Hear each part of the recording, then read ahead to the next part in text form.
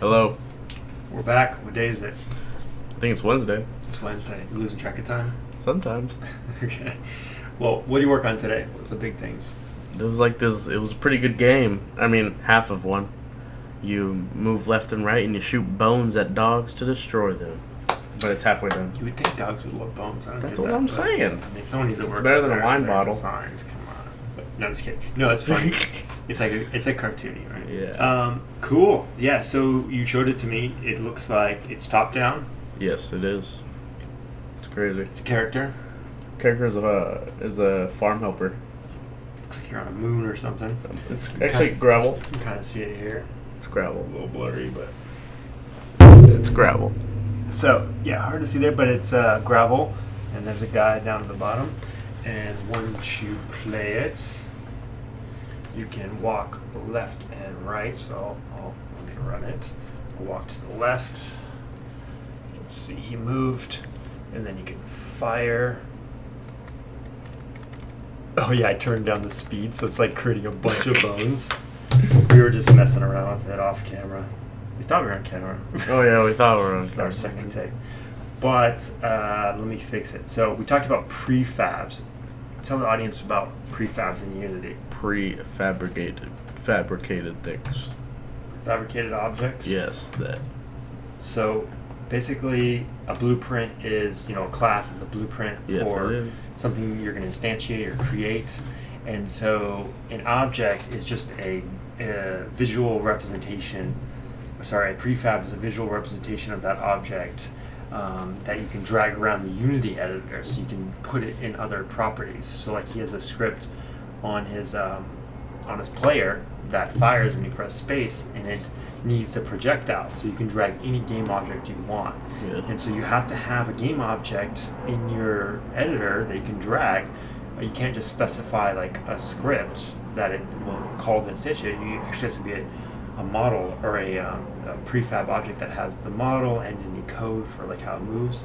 So he has a prefabs folder here with a couple different objects, and one of them is a bone. And so on the bone, though, it has a script that just moves it forward based on its current rotation. It just moves it forward, and then has a speed at which it translates.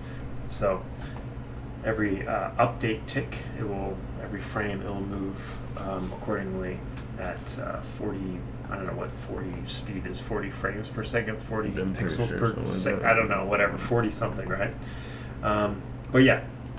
So that's a prefab.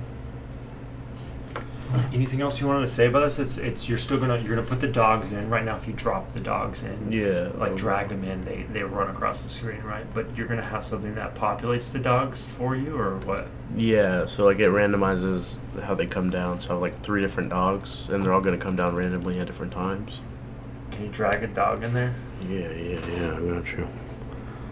Here's a German Shepherd. Right there. Oh, he's going to the side. It's going backwards. He's going to the side. Here's a pug. He's going to the Nice. side for some reason. You can kind of see that. So you're getting more elements to what actually makes a game, right? Yes. Cool. And so maybe, soon we'll bring some of your ideas to life. I know I'm paying you to help me with my game idea, because otherwise I wouldn't focus to get it done myself. So we'll do another jam session where we work on pseudo paradox. If you haven't checked out that stream, check it out. We have some good ideas about the next feature we're going to add. So good work here. Hopefully we'll finish that up tomorrow, and maybe we'll post just a snippet of you playing, just that video of this or something like that. I don't know. Yes. We'll show off. We'll have like a demo of all of your work at some point. But tell me about the book. So the book is still pretty high level discussions. You haven't really got into like talking about how you're actually going to do some of the practices like test driven development or anything. It's still very much talky. So, but anyways, you've read a couple chapters. Yep. Tell me about those. Read chapter 5 and 6, and chapter 5 was just a bunch of examples of principles like humanity, economics, mutual benefits, and like quality and failure and stuff like that. So what do all those things have in common? What makes them principles? They all it's like team stuff. Like you gotta, how do I explain it? explain it. It's crazy stuff, so I can tell you that. Yes. So I think we were talking about it a little bit before. It's kind of like principles are kind of like higher level things that are agreed upon, right? Kind of like morals almost. Like we believe good software is written like this kind of deal, and then we believe like if you ever read the Agile Manifesto, which I'll have you read at some point, it's like these are like our commandments as software engineers of how we think coding, software engineering teams should be formulated and run and stuff like that. They're like high level principles. And then the second chapter you read, chapter 6, was about practices. So that's a little lower level. What are some examples of practices? Did they give you any? Not really.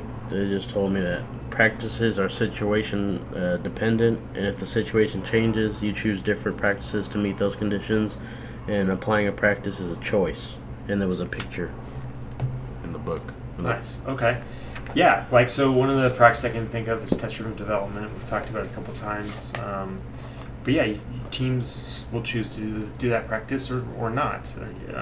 But there's a bunch of other ones that we'll get into and we'll actually work on. But it's good to know all the different practices you might hit when you're on a dev team. That's something that you'll learn as you hone your craft, right? Well, cool. All right, so yeah, you're blowing through that book, and we'll get deeper into the actual coding soon. You're making good headway in Unity itself. You can get around the UI pretty well.